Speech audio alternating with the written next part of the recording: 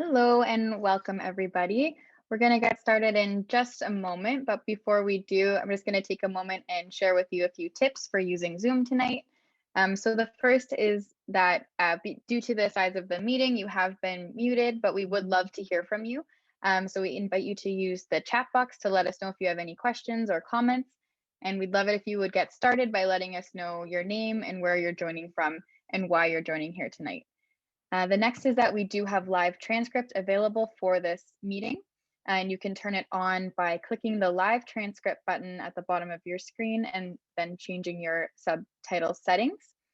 If you do have any questions tonight, or if you're joining over the phone and you would like to email your questions in, you can send them to megan@wellingtonwaterwatchers.ca, MEGHAN@wellingtonwaterwatchers.ca, and we'll make sure that they are answered. Okay, over to you, Sam. Hello, good evening, everybody. This is fantastic to see 31 people on a beautiful sunny evening tuning in to get some updates about our world here in Wilmot and how it affects not just our world here in Wilmot, but of course, as I can see already, a few participants from beyond Wilmot, how the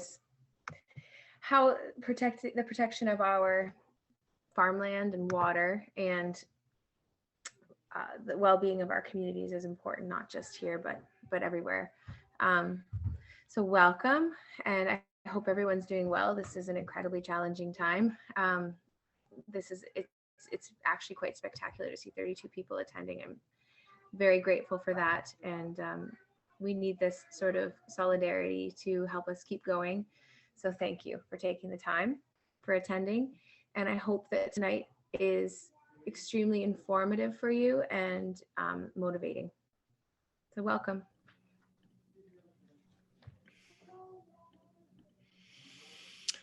Hi, everybody. My name is Mike Bulkwill, and I work with the Wellington Water Watchers. My job there is as campaign director. And the Water Watchers are very happy and pleased to be supporting Citizens for Safe Groundwater and supporting your community in stopping the Hallman Pit. I'm going to be the moderator for the meeting tonight, and I think somebody's going to put up the agenda so I can review the agenda with everybody.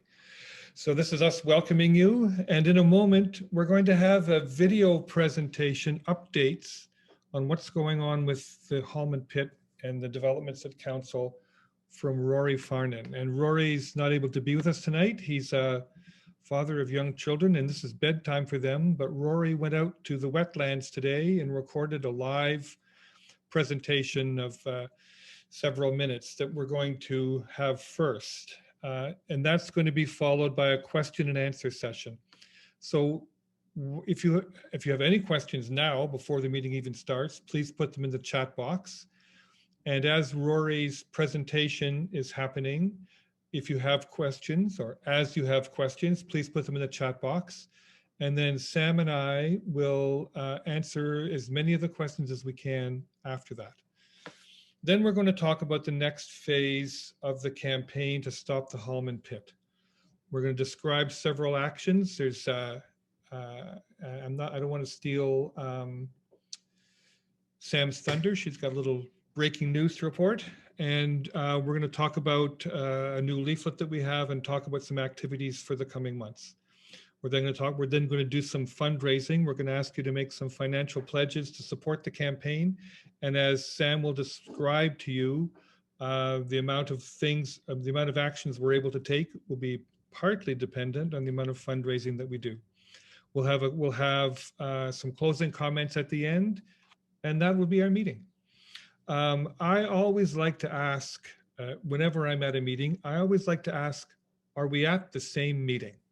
So please, in the chat box, tell me if this is the agenda you were expecting, if we're at the same meeting, and if there are other things that are important to you that you want to talk about tonight or hear about, please put them in the agenda, please put them in the chat box, and we'll do our best to talk about them. So Megan, back to you. I think you're going to show the video presentation of Rory giving everybody an update. There he is. Take it away, Rory. Good evening, folks. Hope things are well. Sorry I couldn't be with you live and in person tonight. With my 3 boys aged 4 years, 2 years, and 5 months. 7:30 bedtime is often a precarious kind of time of night for us, and so here I am. And of course, behind me is what we're going to be talking about on Monday night at Wilmot Council, which is wetlands, woodlots, wildlife, and water, of course. And so I thought it might be appropriate to tape this video live and in person at the Witzel homestead. And so this is not a Zoom background. This is the real deal. I just wanted to kind of say thank you to everyone for hanging in there over this time. Obviously, there's a lot of things going on globally and even within Wilmot, and almost 2 years later, and here we are. So thank you for staying committed, and certainly we're making some great strides. We certainly over the last month have been quite busy, both from a media perspective and a council delegation perspective. And I think it's really kind of harnessed some positive results. We've been delegating pretty frequently to Wilmot Council over the last month and a half, and thank you to everyone who has taken a moment of their time to be part of the delegations. I really feel that it's important for council to see faces and to hear voices and to see and hear different voices. So for those of you who haven't had the opportunity to delegate yet, and you wouldn't mind putting together a couple of minutes in terms of some of your thoughts to share with council, Monday night will be a very important night, talking about some of the real things that are problematic with this application, and we've done a fantastic job thus far, of identifying them through our peer and expert reviews. But hats off to Samantha and to the team for kind of really highlighting some of the inconsistencies that we've found so far. And of course, we just got a new updated traffic study from our expert, Mr. Brownlee, which has further kind of reinforced the issues that we've been trying to advocate to the region as it relates to the traffic and to the safety. We've been delegating about several items: dust, noise, traffic, from a Wilmot perspective, and most recently, I guess maybe 2 weeks now, time seems to fly by these days, was our delegation to regional council, which I thought was a very positive event. We were able to identify some of the issues that we have right now that are still outstanding with both regional and township planners, and really gave us an opportunity to kind of gauge the concern that regional council has. And so special mention to Councillor Jeff Lorenz and to Councillor Tom Galloway, who showed some really deep concern, and really had asked staff about ways of pushing the envelope, and really the way of pushing the envelope is to really use the local zone change in Wilmot as a way of pushing that lever, that there is still some control over the process here locally that we can do.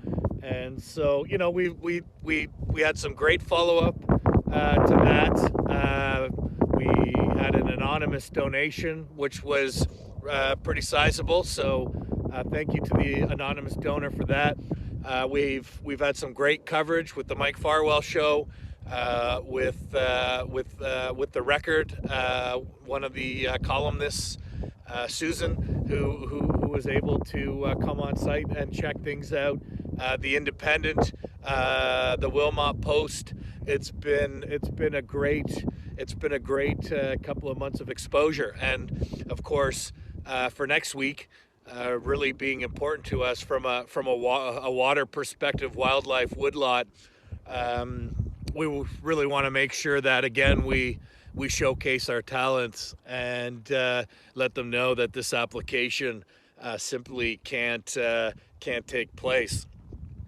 We are also in the midst of, and thank you to Wellington Water Watchers, to Mike, to Megan, to the team for really helping us put together our next campaign, which is a real direct campaign towards Mike Harris Jr., our MPP, and to our mayor Les Armstrong. And so I know we've got some exciting literature and social media and call to action, and we are really relying on you folks to help us to move that message in all its form. And so, you know, hopefully with the nice weather now, we can look at kind of doing literature drops like we were doing. I was doing, driving from farm to farm, putting them in mailboxes.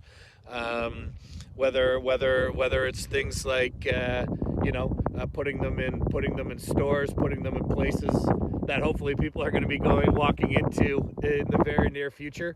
But really getting the word out in any way possible through your social media, etc. So really excited about that, and hopefully some great announcements to come. We're really trying to get some partnerships going with the OFA and the NFU, given the very dismal agricultural report that's been identified by the region's third-party peer review.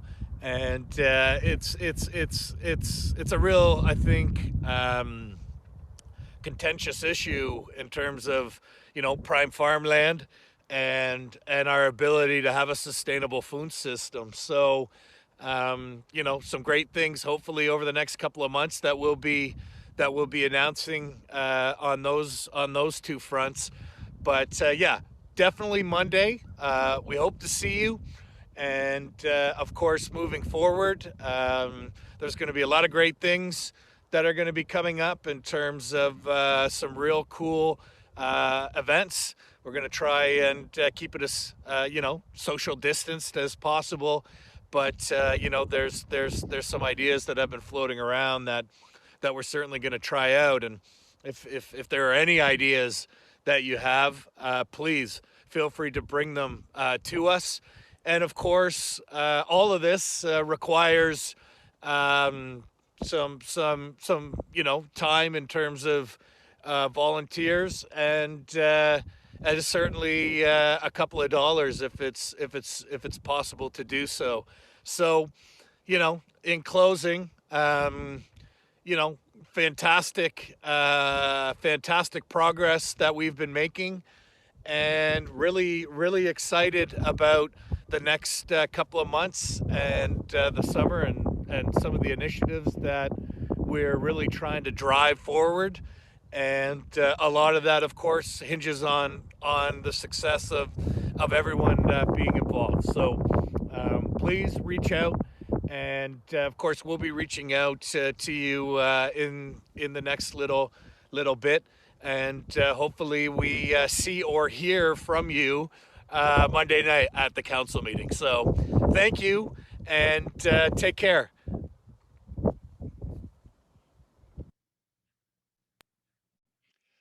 Thank you, Rory, for that presentation. I felt like I was right out there in the field with them. Now, I don't see any questions in the chat box. So while I'm waiting to see if there are any, I'm going to I'm going to ask you a couple of questions, Sam, if that's okay.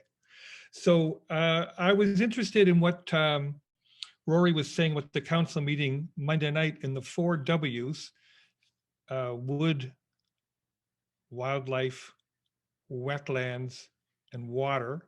I find W's hard to say, which is a challenge for me because I work for the Wellington Water Watchers, and all those W's make my life difficult. But just, Sam, what's important about those 4 things? Just give us a highlight of what you're going to be saying on Monday night. Yes.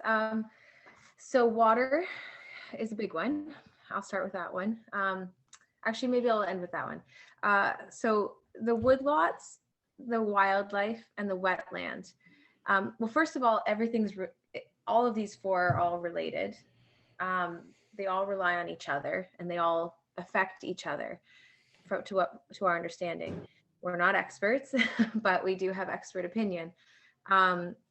So there are a lot of concerns have been brought forward about the wetland. It appears to have a significant function for the water. Water that was taken from the wetland itself has 0 nitrates. So I'm not going to get into the weeds of that, but essentially the wetland functions to clean the water. What it appears to be. GRCA has not completed its comment, so that's a concern. We're going to get in. What CSGW is going to do, and I tend to talk like this. We're going to get into the policy and what's lacking.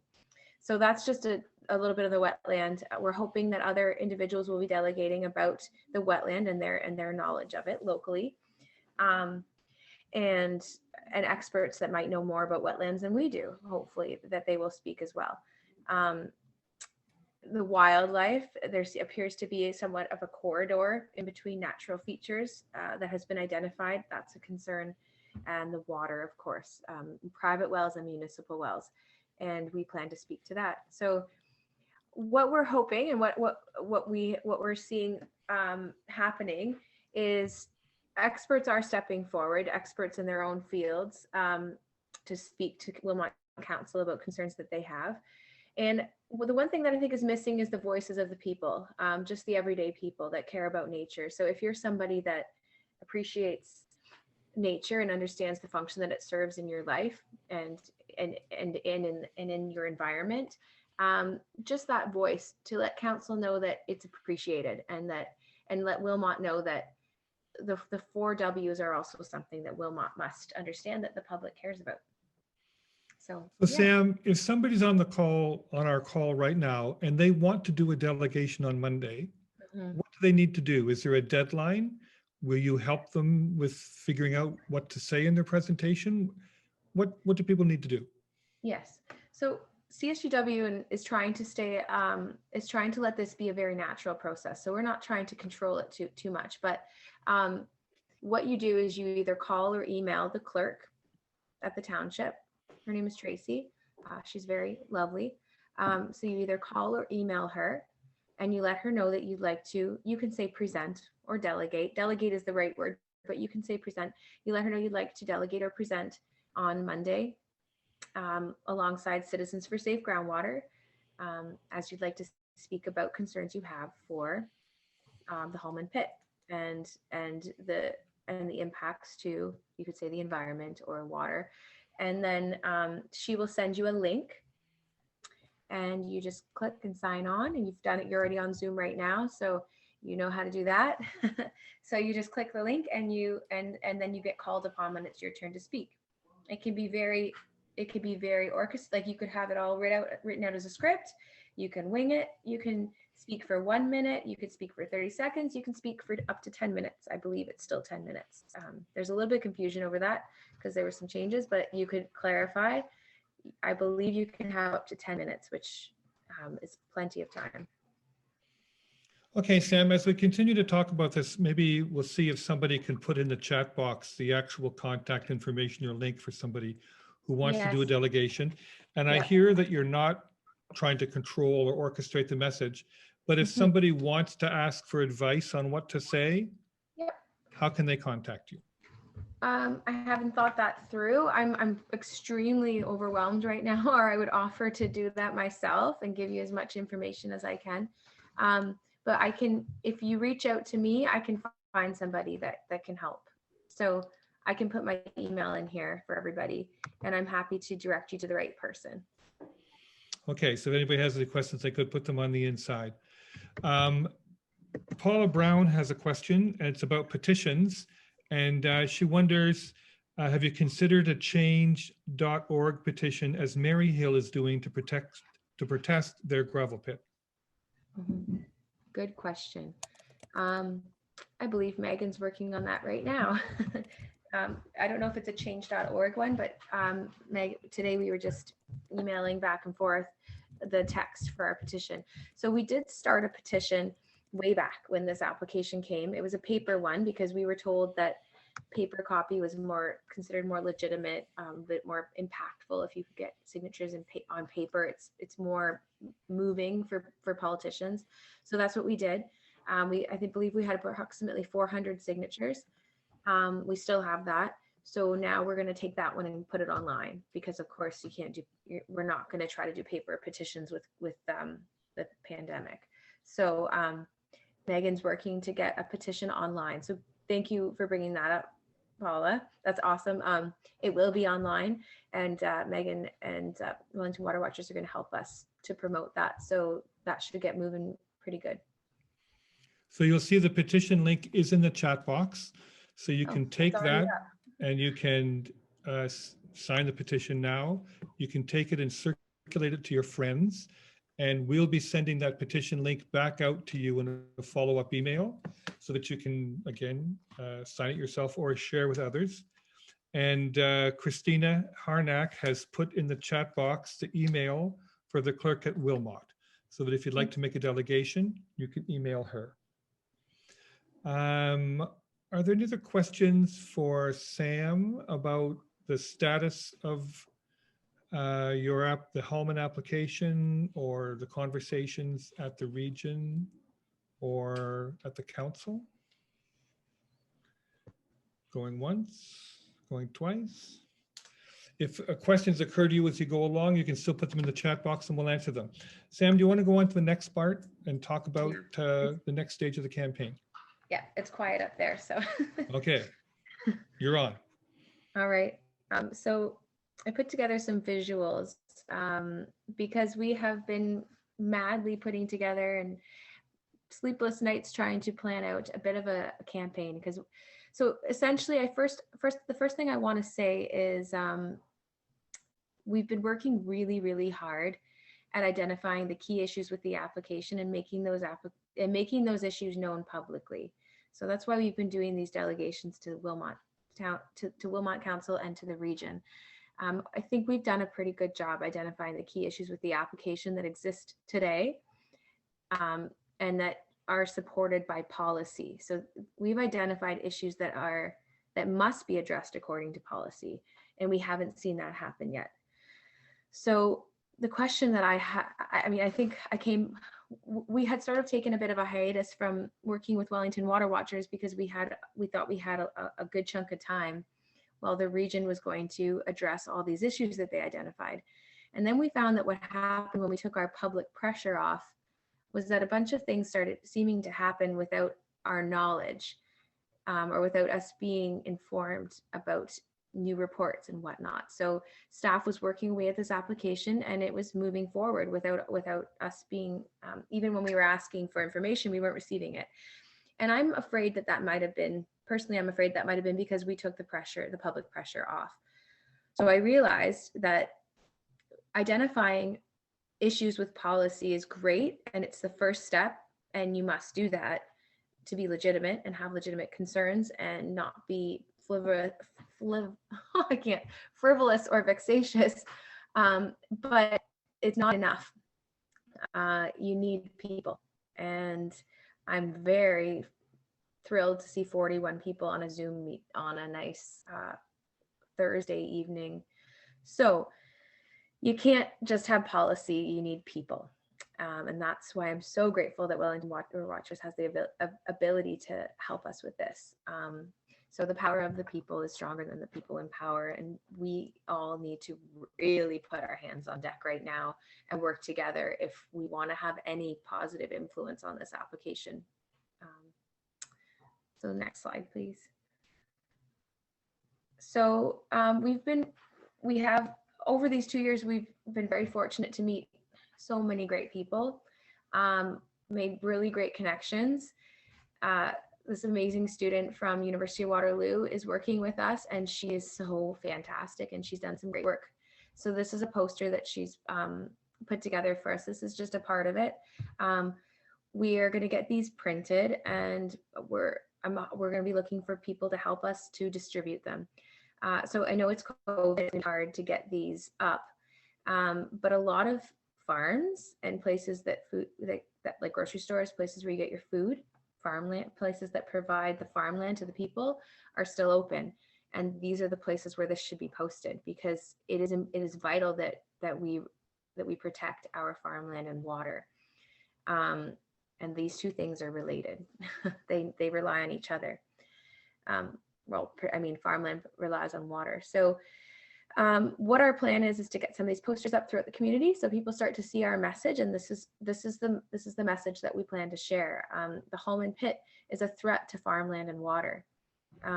So that's what we're focusing our greater message on within the public. And it's an easy message to understand, and it's one that we all can sort of relate to. So next slide, please.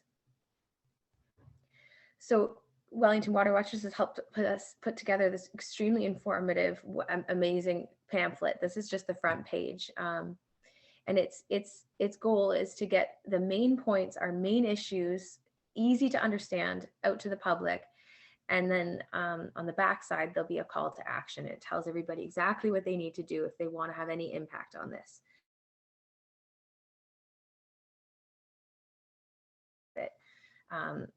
So our campaign that we're moving forward with is directed at the people who have influence over this application. And the people that have influence over this application are Mike Harris Jr., because this is a provincial issue. Gravel pits are provincial jurisdiction. And Mayor Les Armstrong, he's our mayor. He has a role to play in this. It's a zone change application. So he's a very significant role to play. Next slide, please. So the same university student that I mentioned, she started up an Etsy shop for us. So you have different options if you're interested in helping us promote our message, and helping yourself by promoting the message. We're going to have this Etsy shop. There'll be a link that you'll get to this Etsy shop. You can order your own t-shirts. They come in different colors, different sizes, of course. You can get them delivered right to your door. And they're I think that I'm trying to go off memory. It was under $30 for a t-shirt. And it's a beautiful piece of artwork. Mugs are also available, and I think they were around $15 or so. Citizens for Safe Groundwater is also hoping to order a bulk, like 50 t-shirts or something, and have them available for pickup at Linda Lapel's Organic Beef Farm in Shingletown. So you can just Google it. It's just outside of Shingletown. And we will also have lawn signs there. We've added a call to Mike Harris. Otherwise, they're the same, but they actually no, they look a bit. They're new. I would say they're new. They're beautiful. They've been designed by another local person. So we're going to have lawn signs there, window signs that you could just set in your window if you live. Sorry, somebody's waving at me through the window. I'm distracted. Sorry, lawn signs, window signs, t-shirts, and mugs are all going to be available at Linda's for you to buy. You can do e-transfer, or you could just. It says my internet is unstable. Can you guys hear me okay? You can now. You glitched for just a second, but you're okay. Okay. Okay, next slide, please. Yeah, so a few other things that are coming up the pipeline. A Sizzler video. We're working on a video that's going to show the wetland and the community and the woodlots and possibly other things as well. So that's being done by another volunteer and with collaboration with Conestoga College. Students, I think there's like 19 students and a professor. So it's going to be, I'm extremely excited for this. We also just, I just got the poster just a few minutes ago, or I would have had it in here. We're going to start up our second annual photo contest, which was so much fun last year. It's a really great way to get involved during these difficult times. Go out there with a camera and snap some pictures of our beautiful township and beyond. And then you just email them to me. That's all you got to do. Take a picture, send it to me with your name, and you can provide lots of details if you don't mind, but if you're a winner, I will get back to you and ask you for all those details. So if you like to take pictures, just go out, snap pictures. I'll have your email address, send me the pictures. I put them in a folder, and then there's judges that review them at the end. The deadline will be September. And this year we're looking for pictures of farmland, agriculture, and water. So any pictures of, it can be a close-up or a long shot, anything that sort of demonstrates the beauty of agriculture and water. And then the last thing that we're working towards, and this is going to be a bit dependent on the pandemic, but I think there's a way that we can do it no matter what, because we could do sort of a takeaway, if like a takeout if we have to. But we're working towards Canada Food Day on July 31st, and hoping to collaborate with some local businesses, local farms, to put together a takeaway, and calling it sort of the last or the lasting feast, depending on the support that we receive. Sort of, you know, if some of you might be familiar with the mega quarry, that was a big, massive, I think it was 700 acres, proposed to be a gravel pit just north of Toronto, and hundreds of chefs got together and did this soup stock, I think they called it, or I forget what they called it, but they sold tons of tickets, and it created a huge movement, and it stopped the pit. Now we're a much smaller scale. I don't think that's going to happen here, but it's still a lovely way to get the community involved and show appreciation to your local farmers, and it's a great feel-good event. Nothing to lose, right? Yeah, I feel like there was one other thing that but last minute, but we'll be in contact. That's all I got for now, I think. Was that the last slide, Megan? Oh, no. This is a fun one. Okay, so Jack, I got in touch with Jack through another photographer. I used to be a photographer, and I would love to have done this myself, but of course I can't do it all right now. But Jack is a phenomenal up and coming photographer. I checked out his website, and I met him just a few days ago. I showed him the wetland in a nice socially distanced manner, and he is engaged and has something to offer. So Jack, are you ready to talk about your idea? I am, yeah. Can you guys hear me all right? I can, yeah. All good. Yeah, cool. Sounds good. So as Sam mentioned, I am a local photographer. I mean, I may seem a little young here, but I am really passionate about what I do. I'm about to graduate grade 12. I go to Waterloo, Oxford, so I am fairly local. And I am invested in this. Seeing the water site the other day just really kind of put it into perspective, what everything's about. So what I'm going to be offering is porch family photos, socially distanced, of course, physically distanced, just because of the times we live in. So for $35, you'll receive a quick family photo shoot right from your porch. That'll include 3 different photos, 2 of which we'll talk about on the day of. We can kind of decide what you're looking for that. And then one photo is going to be more somber, And if you are okay with Citizens for Safe Groundwater using that somber looking photo, it'll prove to the township and the Ontario government and anyone that wants this gravel pit, they'll see who the gravel pit affects, especially those in Shingletown. So how it's going to start is I'm going to offer 30 spots in Shingletown. You can go to my website. It's www.sprucegrovephotos.com. So I'll put that in the chat, or someone else will be able to put that in the chat. And on my website, if you go to contact me or book now, it depends on what page you're on my website, there's going to be an option for you to type in your name, your email, a little message to me if you want, and you'll be able to click porch photos in partnership with Citizens for Safe Groundwater. And from there, you'll be able to register for a photo session or book for a photo session. Again, it's $35. I have 30 spots open right now, and we'll see how it goes. If there's a high demand, then I'll open it up to more people, and it'll probably take place in a couple of weekends from now. Hopefully the beginning of July, there'll be a weekend that I'm free enough to do all 30 photos. There'll be edited photos, and I'll be in contact with you guys just to see what you're looking for exactly when it comes to your photos. I think that's all I have to say. If that's all good for you, Sam. Thanks, Jack. Jack, you said in a couple of weeks, you said you'll be ready in a couple of weekends, and then you said the beginning of July. Did you mean the beginning of June? June, okay. I did mean the beginning of June. All right. Sorry about that. No worries. We're all anxious for July, so I can see why you'd be saying, you know, a couple of weeks from now will be July. We're anxious for July.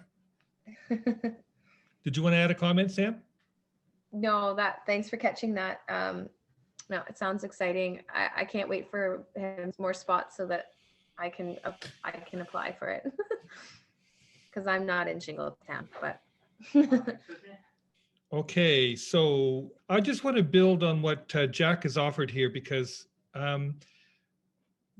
it's very important at this stage of the campaign that the public and your opposition to this pit become visible.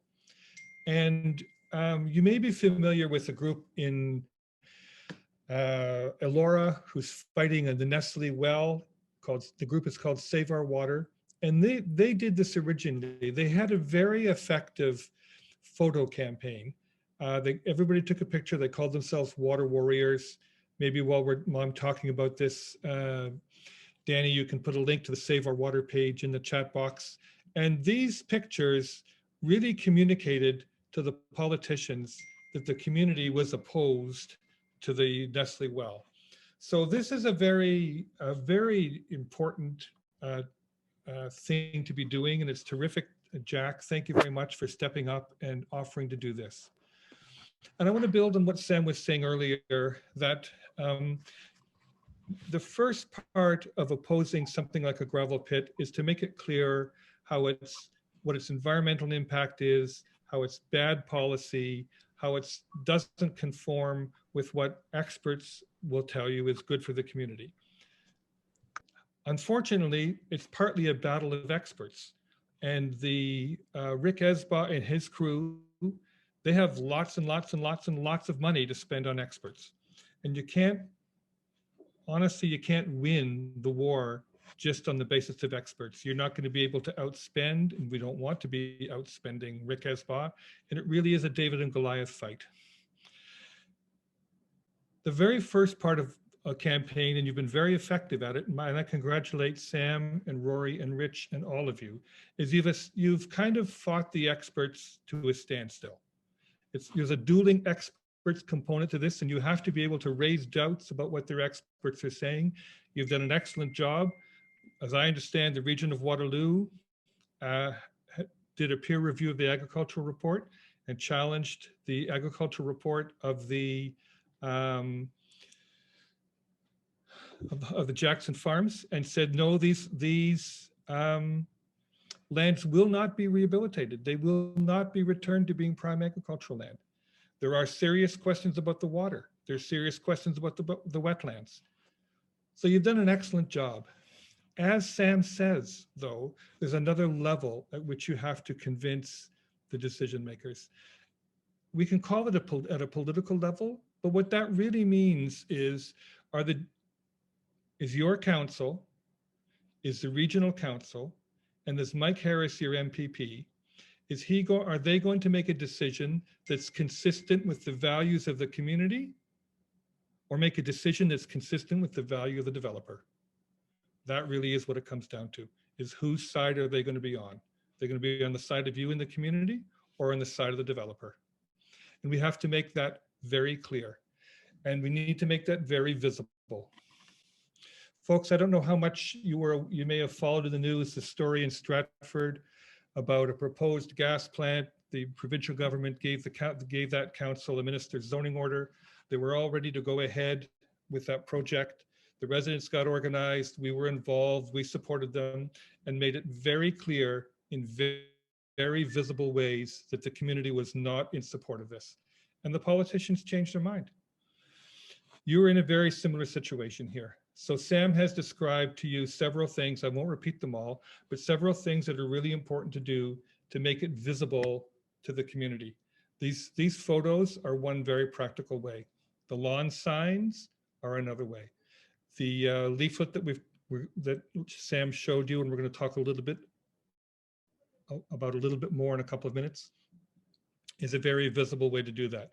Showing up at the council meeting, either in attendance to be counted or to make a delegation, are very visible ways of doing this. The pandemic has been awful for people in all kinds of ways. It's been a public health challenge, a huge public health challenge. And that's been the primary aspect of it. Another aspect of it is it has taken away from us the opportunity to be visible, to be in public and to show our opposition, to attend council meetings, to rally, etc. So we have to do what we can in these circumstances while we're observing public health measures and keeping our distance. The vaccination's going well. We're all hopeful a third wave is coming to an end and that there won't be a fourth wave or a significant fourth wave. And we will be able to gather again in public and make it clear and visible to the decision makers in your community that you don't want this pit.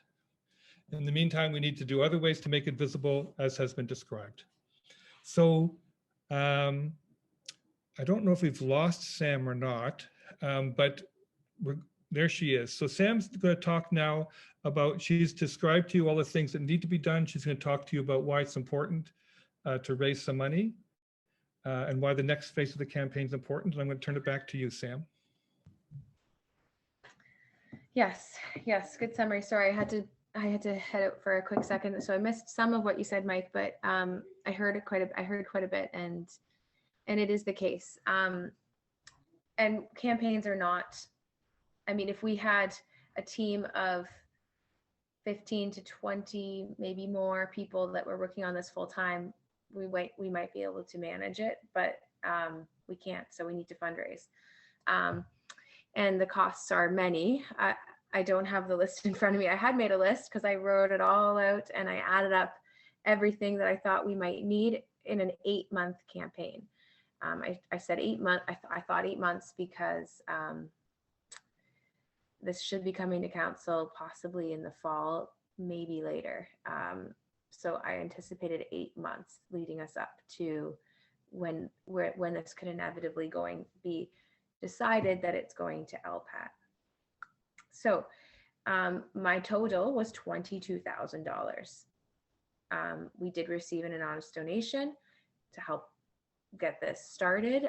So now it would be $20,000. So that's the call for what we need tonight to be able to get everything off the ground that we sort of explained to you tonight. It sounds like a lot of money, but when I think back to what we did at the very beginning, when we had, we weren't as far as we are now. We didn't have the support that we have now. We didn't have the political support. We didn't have the public support. We didn't have the expert reviews that have identified huge gaping holes. We didn't have any of that, and we easily fundraised $26,000. And I was shocked by that. Shortly after that, we raised, I believe it was, I'm going off memory, I think it was $13,000, and then just at Christmas to pay for our second expert review. After the 20-day notice, we raised $10,000. So I'm confident that we can do this. Yeah, I hope that's a good enough summary. I'm not good at this. I really definitely not good at asking. You're doing a great job, Sam. But that's where we're at, and we like to. We don't want to ask for more than we ever think we might need, and we like to take this one step at a time. So that's where we're at today. You're doing a good job, Sam. I'd like to show you the leaflet that we've designed that's going to be circulated soon, and it's going to be shared to the screen. I'm going to take you through it page by page very briefly because it has important messaging in it. All right, so that's the cover. And what we're trying to do, what we are doing is framing very clearly what the issue is and make it very clear that what's at stake here is whether you're going to continue to have prime farmland and safe drinking water, or you're going to wind up with an open pit gravel mine. As Sam has mentioned, there are technical reviews that have to happen. There are policy things that have to be talked about, but we need to make clear fundamentally what's at risk here. And it's been made clear that if this is turned into an open pit gravel mine, that prime farmland will be gone forever. And that's the choice that we want to put to the politicians. And we want to make it clear who is going to make this decision. It's the provincial government decision, and your local person is Mike Harris Jr. He's your local MPP, and Mayor Les Armstrong is the leader of your council. We want to make it very clear that the community expects them to choose farmland and safe drinking water over an open pit gravel mine. If we go to the next page, our key messages are that there's no need for this pit. Interestingly, you may know this already, but there are 7 gravel pits very near the Hallman Pit. They already have a license. They're already approved to take 200 million tons per year. Yet over the previous years, they're only taking 10% of what they're allowed to take. So there really is no need for this pit. There's no public need for this. The only need is a private need that Rick Esbaugh has because it's valuable to his company to have another pit. But the community doesn't need another pit. And interestingly, this is part of a bigger picture that across Ontario, there's pits that are already licensed, which could provide a 50 to 100 year supply of gravel. Really, we don't need any new pits in Ontario at all at this time. We're making it very clear there's 4 reasons to say no. One is that there shouldn't be an open pit gravel mine in the source water protection area. 2, the farmland's more important, can't be lost forever. And then 3rd and 4th, there are going to be huge impacts on the community from dust, truck pollution, and all those trucks are going to cause potential hazards for pedestrians, cyclists, school buses, etc. Those are the main arguments, are reasons for saying why it's in the public interest to preserve farmland and water and to not have this gravel mine. Next slide, please. While we know at a personal level how important farmland is, that without farmland we can't provide food, it's interesting and important to see the number of organizations and allies that agree with us. The National Farmers Union, the Ontario Federation of Agriculture, the expert from Waterloo Region, and in fact, the Ontario Ministry of Agriculture, Food and Rural Association points out that less than 5% of Ontario's land base is prime agricultural land, and it's a non-renewable resource. Over and over, the message we want to make clear is that the Hallman Pit is not worth the risks. If we go to the last slide, please. The leaflet makes it very clear who to contact. There's the contact information for Mike Harris. There's the contact information for the mayor and all the councillors, and a way for people to get involved. So as Sam said, you might like to have more volunteers than you have, but the pandemic has been very, very demanding. And it's put more demands on families, and it's been hard for people to come together and become engaged and do the kinds of activities that they could do if we were outdoors. And as we get in front of the pandemic and as the public health measures ease, more people will be able to become involved, and this leaflet will be part of inviting people to get involved. Can we go to the next page? Well, I think we're done with those slides now, Danny, if we can go back to the main screen. So one of the things that we want to do is get that leaflet out in the community to as many people as possible and into the hands of as many people as possible to take those actions. Sam has described the lawn signs. You may be needing additional experts. There'll be other activities that you want to organize, and she's developed a budget. As she said, it's $22,000 for the next 8 months, and there's already been a $2,000 donation. What I'd like to ask you to do right now for the next few minutes is to think about a pledge that you could make. Now, a financial pledge doesn't mean you have to make the donation today. It means you can make it in the coming months. It will help your leadership plan with confidence if they know how much funds they'll be able to count on. You know that Rick Esba is spending millions in order to get this approved. I should say hundreds of thousands, pardon me. He's spending hundreds of thousands of dollars for sure to get this approved. And if you know your biblical story, David was able to bring Goliath down with just a few well-aimed pebbles. And in comparison, the amount of money you're raising and spending is pebbles compared to what Rick Esba is raising and spending, although we know that any contribution you make is very significant to you and is, of course, then significant to your leadership. What I'd like to do now is ask people to make a pledge in the chat box. And as Sam mentioned, somebody already pledged $2,000. I'm wondering if there's anybody else who's on the call right now who'd like to pledge $2,000 as well to match that donation. I know if we were in a room together, this would be easier to do, easier to generate the energy, easier to look at each other and say, yes, I'm going to make a pledge. And it's harder on Zoom, but I still want to ask, is there somebody who would make a pledge of $2,000? You don't have to write the check today. You can make it in installments. Is there somebody who's willing to pledge $2,000 over the next 8 months? I'm looking around the room as much as I can in Zoom. Is there somebody who would make a $1,500 pledge? That would be, help me out with my math here, $200 a month for 7 months? Or $1,500 all at once, or 3 installments of $500? Is there anybody who feels they can make that kind of a pledge to the campaign? How about $1,000?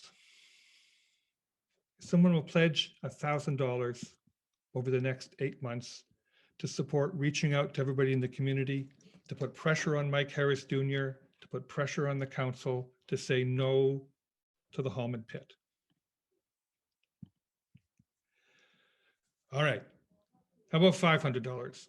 $1,000 is $125 a month over 8 months. Roy Lamb just pledged $1,000. Ralph Schroeder just pledged $1,000. Thank you very much, Roy. David Prong is in for $1,000. This is terrific. I always know there's a delay between asking and people responding. You've got to find the keypad, you got to type it in, you need to talk to people in your household maybe. That's a terrific start. Is there anybody else who'd like to pledge $1,000? Danny Lidman also donated $1,000. I think Danny's telling. Oh, to everyone. Oh, she wants people to know $1,000 is $125 a month over 8 months. Okay, Roy, Ralph, and David, thank you for getting us started. Is there somebody who'd like to donate $750? It's a nice round number. Maybe Danny can be our automatic calculator here. $75 for 10 months is $750.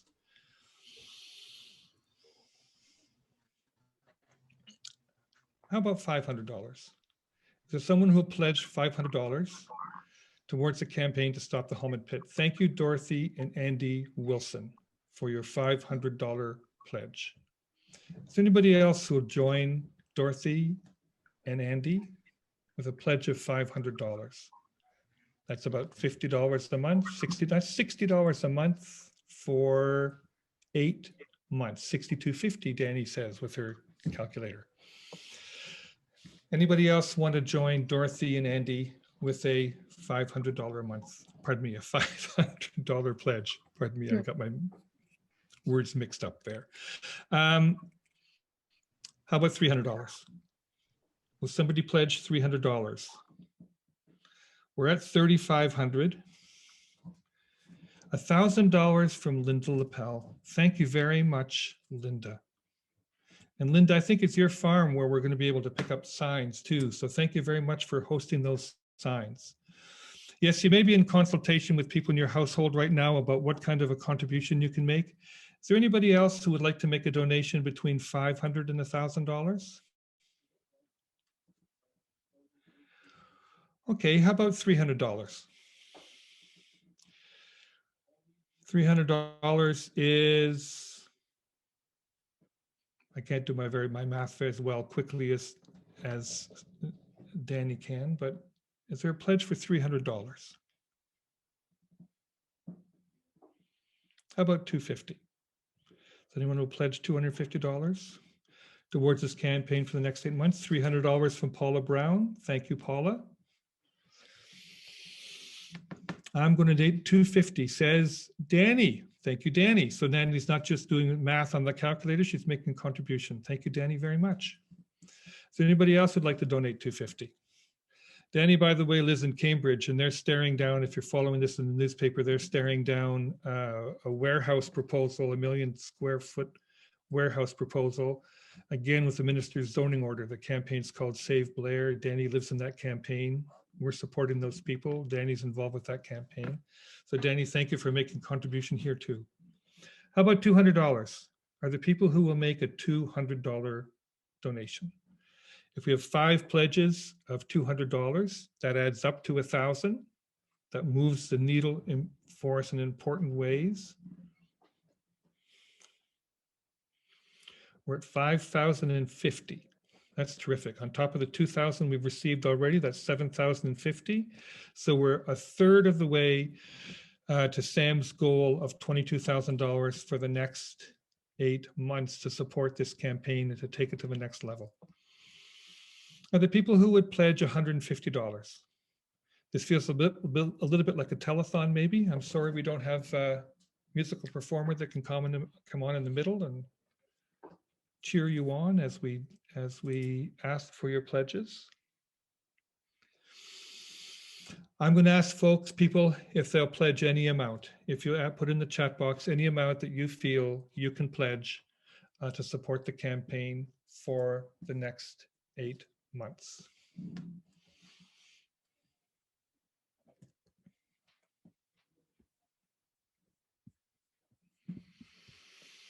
We have leaflets that we hope to deliver to every household in Wilmot, $150. Thank you, Kathy.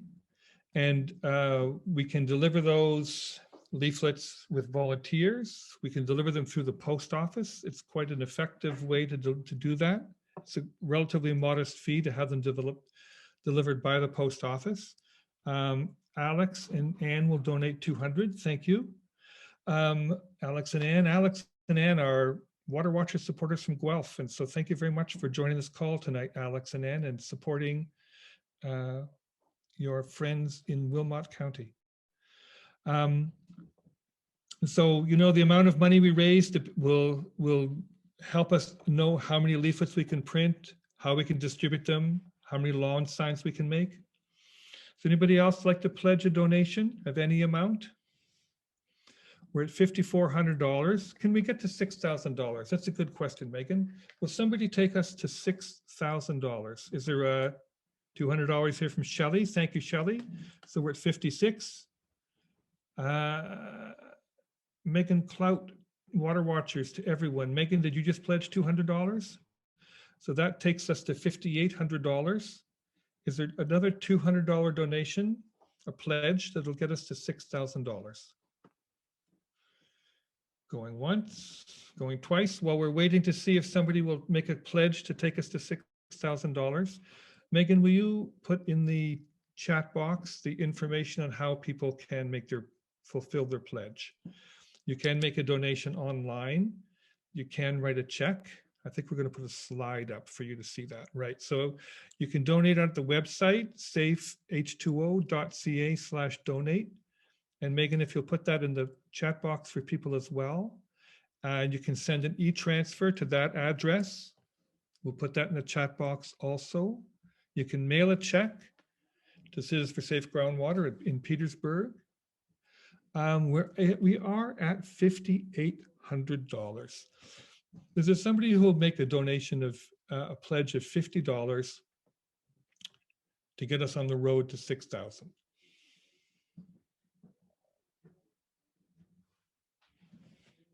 Or $25 or $100? Okay, Sam, I think it's quite possible that somebody will either make a pledge or when they're finished talking in their household will send us a pledge later, and that we'll get to $6,000 on top of the $2,000 that was pledged before the meeting. That's $8,000. That's a little more than a third of the way to your goal. That means you can plan at least for the next 2 or 3 months, and we'll have other opportunities to come back to the community. Thank you, everybody, for your generous donation. Thank you for being willing to consider making a pledge. I know it's hard, particularly in Zoom, to have this kind of a conversation. Thank you very much. And Sam, we're going to bring it back to you for closing comments. Thank you. And thank you, Donna. I got a private, there's a private one here too. Thank you, everybody. This is definitely gets us going. This will pay for some signs. Hopefully we get some donations as people come to pick up signs. We're going to take a bit of approach where the signs will be available, and we just will request a donation. So this can get us some signs, and hopefully things will start rolling. And this is extremely important. And thank you very, very, very much. I know that this is not an easy, well, it's never an easy time, but this particularly is a difficult time, and appreciate the time and the attention and the generous donations. All of this is great. And if you are somebody who feels like you'd like to go for a walk and help feet on the street, if you're interested in this cause and you have some time to give, or you feel that there's some way that you can help, please reach out. We definitely need some help, and we can execute this and make some good movement and continue to make some good movement. So thank you, everybody. I wish we could see each other in person. This is great, but it doesn't feel as good as in person. But at least we have this, and hopefully very soon we can get together in person, because it definitely is not quite the same feeling as seeing you all in person. I see your names and I remember many of your faces, and I see some new names and some people I've connected with virtually. So I'm grateful to connect with you guys this way, but I can't wait until our community and beyond can get together in person, and hopefully with some good things to celebrate thanks to this tonight. So thank you, and take care, and have a wonderful evening and a great sleep. I will. I'm going to take enjoy a good long weekend, and we'll see what happens. And hopefully you guys start to see us out in the community and see this beautiful poster, and more lawns and more press, and we'll just keep going.